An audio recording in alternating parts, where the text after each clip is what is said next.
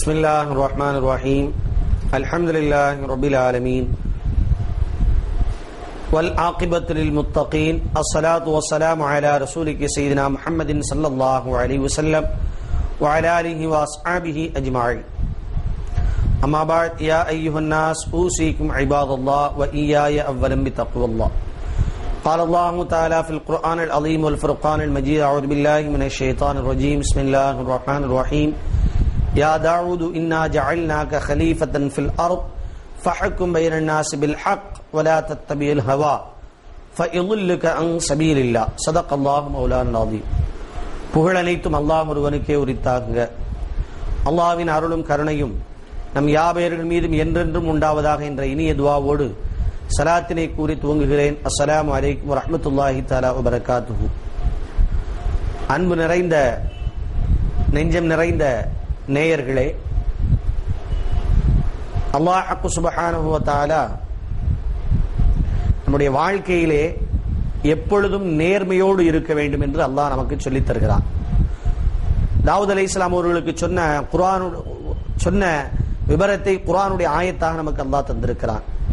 யா தாவூத் அலைஹிஸ்ஸலாம் அவர்களே, இன்னா ஜஅல்னாக கலீஃபத்தன் ஃபில் அர்தி, உங்களை என்னுடைய பிரதிநிதியாக உலகத்திலே நான் ஆக்கியிருக்கிறேன்.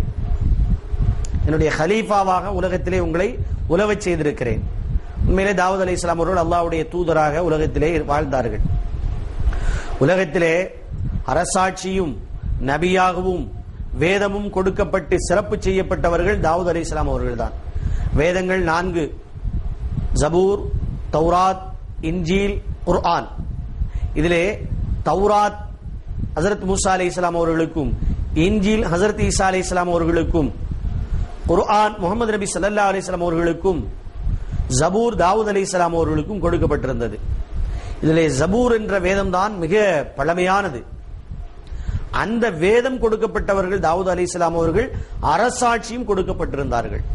ஆனால் அல்லாஹ் சொன்னான், உங்களை நான் கலீஃபாவாக உலகத்திலே ஆக்கியிருக்கிறேன் தாவூத் அலைஹிஸ்ஸலாம் அவர்களே, ஃபஹ்கும் பைனன் நாஸி பில் ஹக்கி, நீங்க ஹக்கை கொண்டுதான் மக்களுக்கு மத்தியிலே தீர்ப்பு செய்ய வேண்டும்.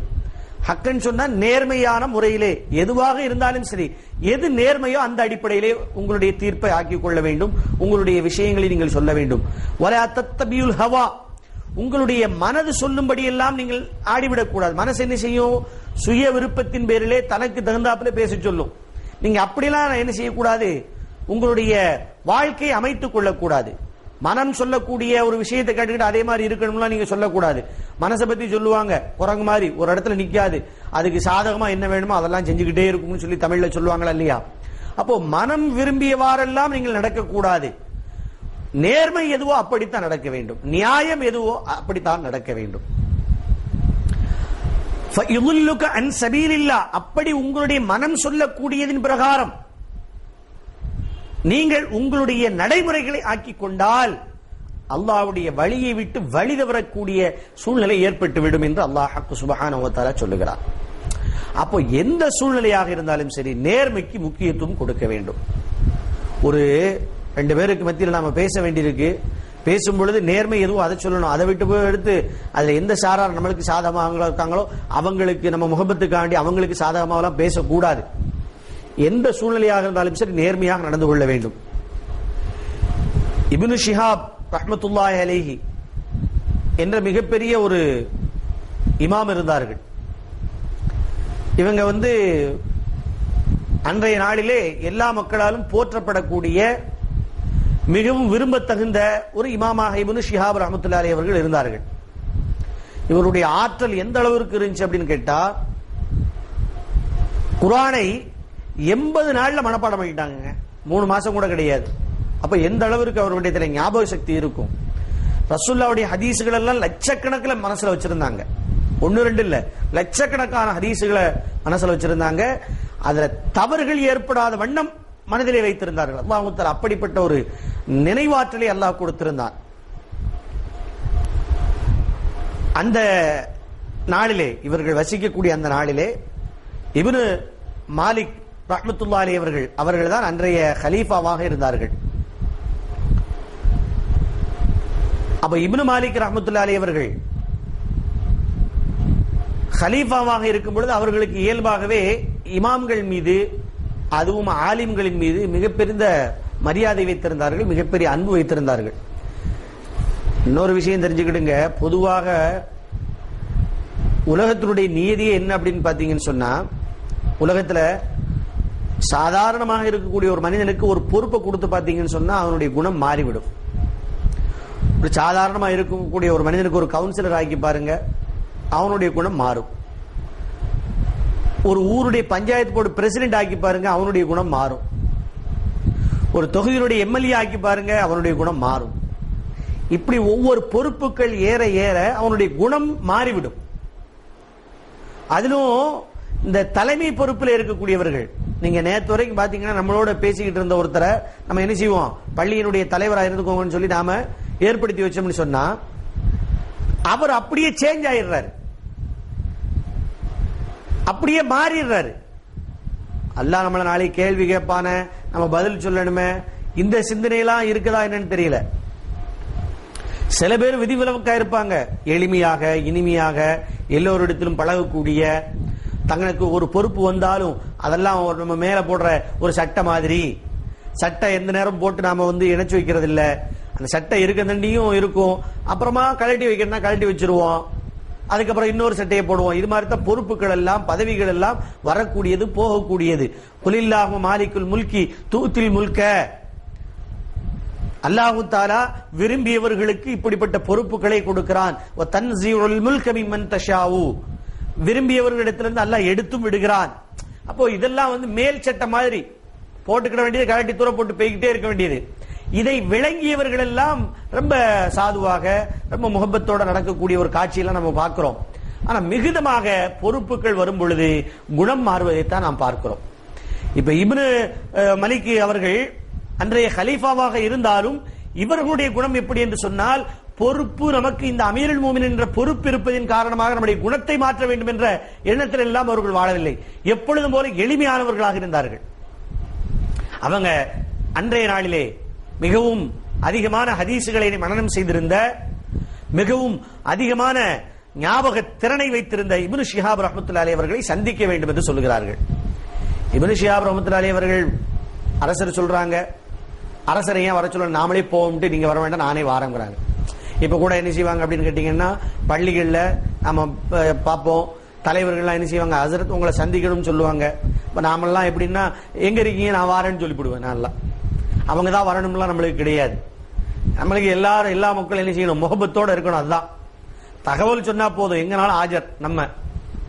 அப்போ இது மாதிரி இப்னு ஷிஹாப் ரஹ்மத்துல்லாஹி அலைஹி அவர்கள் என்ன சொல்றாங்க, நான் சந்திக்கிறேன்னு சொல்லிட்டு இப்னு மலிக் அவர்களை போய் சந்திக்கிறாங்க. இப்னு மலிக் அவர்களை, இப்னு மலிக்கை சந்திக்கும் பொழுது அவங்க வரவேற்று வாசல்ல இருந்து உள்ள வரைக்கும் போய் கூப்பிட்டு போய் நல்ல ஒரு அந்த ஸ்தான முறையில அவர்களை உட்கார வைத்து விட்டு அவர்களிடத்திலே பேசிக்கிட்டு இருக்கிறாங்க. நீங்க எப்படி இருக்கிறீங்க, என்ன ஏதுன்னு பேசிக்கிட்டே இருக்கிறாங்க.